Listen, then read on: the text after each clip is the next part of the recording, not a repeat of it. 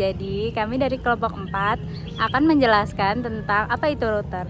Tapi sebelum itu kita akan memperkenalkan diri terlebih dahulu. Perkenalkan, nama saya Faris Indri Kamila. Nama saya Alvin Hendrasya. Nama saya Bayuni Nugraha. Nama saya Raya Permanel Faris. Nah, yuk langsung aja kita ke videonya. Sebelum kita masuk ke penjelasan, kalian pada penasaran gak sih sama sejarah router itu gimana? Gini nih sejarahnya. Jadi, sejarah router berawal dari kebutuhan untuk menghubungkan jaringan komputer yang berbeda. Pada awal tahun 1980-an, ada pasangan suami istri bernama Len dan Sandy Boser yang bekerja di dua departemen yang berbeda. Mereka mengalami kesulitan saat ingin menghubungkan komputer satu dengan yang lain. Untuk mengatasi masalah tersebut, mereka membuat server gateway agar komputer bisa saling berkomunikasi menggunakan satu protokol IP. Dari sini kemudian lahirlah sistem yang bernama Cisco, yang selanjutnya berkembang menjadi perusahaan besar dan menjadi pelopor dalam pembuatan router serta teknologi jaringan. Nah, tadi kita udah bahas kan tentang sejarah router. Biar lebih familiar, yuk kita kupas pengertiannya. Router adalah perangkat jaringan yang berfungsi untuk menghubungkan dua atau lebih jaringan komputer yang berbeda, baik itu yang bersifat jaringan lokal maupun jaringan luas. Router memiliki beberapa port yang dapat terhubung ke berbagai jaringan. Contohnya seperti port LAN yang dapat terhubung ke jaringan lokal dan juga port WAN yang dapat terhubung ke jaringan yang lebih luas seperti internet. Nah, router ini mengirimkan paket data lalu memprosesnya sesuai dengan alamat IP yang dituju. Dengan adanya router, komunikasi antar jaringan menjadi mungkin, baik itu antar jaringan lokal maupun menghubungkan jaringan lokal ke internet.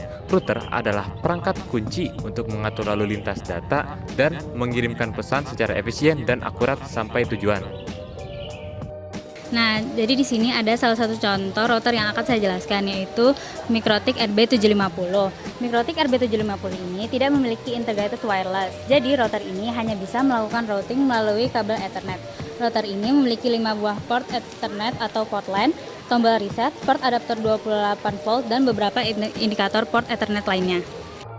Fungsi dari router ini ada berbagai macam, dua di antaranya yaitu menghubungkan dua perangkat dengan jaringan yang berbeda dan juga mengatur bandwidth jaringan. Nah, for your guys information, login page yang biasanya ada saat kita menghubungkan perangkat ke suatu jaringan WiFi itu bisa loh kita setting menggunakan fitur hotspot yang ada di router ini. Nah, setelah kami menjelaskan apa itu router, sejarah dari router, dan juga fungsi dari router, sekarang giliran saya untuk menjelaskan cara kerja dari sebuah router yang akan disimulasikan melalui Cisco Packet Tracer. Nah, sekarang kita udah ada di Cisco Packet Tracer-nya nih. Tapi sebelum kita coba simulasiin pakai router, di sini kita bakal coba dulu gimana kalau misalkan kita coba ngirim pesan dari komputer satu ke komputer 2 yang berbeda IP tanpa menggunakan router. Nah, bisa dilihat untuk IP dari komputer 1 ke komputer 2-nya berbeda ya. Oke, di sini kita langsung cobain aja. Kita coba ping dari komputer 1 ke komputer 2. Langsung aja kita pakai command ping, lalu masukkan IP komputer sebelahnya, yaitu 11.11.11.1. Lalu kita enter dan kita play simulasinya. Nah, bisa dilihat ya, pesannya nggak bakal kekirim. Dia bakalan muncul tanda seperti ini ya, yang tandanya pesannya nggak bakal bisa kekirim. Karena apa? Karena IP komputer 1 dan komputer 2-nya itu berbeda. Nah, oke, sekarang kita bakal cobain nih yang pakai router. Nah, bisa dilihat ya, untuk IP komputer 1 dan komputer 2-nya sudah berbeda. Nah, di sini kita ketambahan IP gateway yang ada di dalam routernya. Ya, IP yang 10.10.10.2 ini dia nyambung ke komputer 1 dan IP 11.11.11.2 ini nyambung ke komputer 2. Oke, kita langsung coba simulasiin aja ya.